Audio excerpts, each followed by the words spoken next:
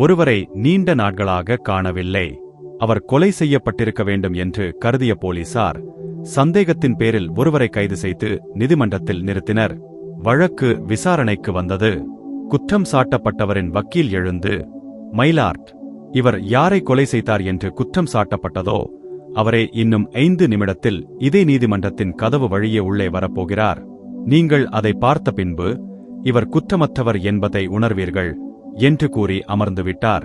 நீதிபதி உட்பட எல்லோரும் நீதிமன்ற கதவையே பார்த்து கொண்டிருந்தார்கள். 5 நிமிடம், 10 நிமிடம் கழிந்தது.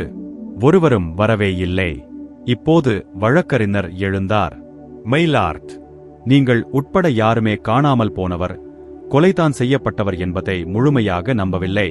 அதனால்தான் எல்லோரும் வாசலையே பார்த்து கொண்டிருந்தீர்கள். எனவே உங்களுக்கு இருக்கும் சந்தேகத்தின் பலனை குற்றம் சாட்டப்பட்டவருக்கு அளித்து அவரை விடுதலை செய்ய வேண்டும் என்று கூறிவிட்டு கம்பீரமாக அமர்ந்தார். பிற்பகலில் நீதிபதி தீர்ப்பை வாசித்தார். குற்றவாளிக்கு ஆயுள் தண்டனை அளித்தார். வக்கீல் எழுந்து, எப்படி மைலார்ட் என்று கேட்டார். அதற்கு நீதிபதி சொன்னார், அந்த 10 நிமிடமும் நான் வாசலை பார்த்தது உண்மைதான். ஆனால் ஒரு தடவை கூட குற்றம் சாட்டப்பட்டவர் வாசலை பார்க்கவில்லை.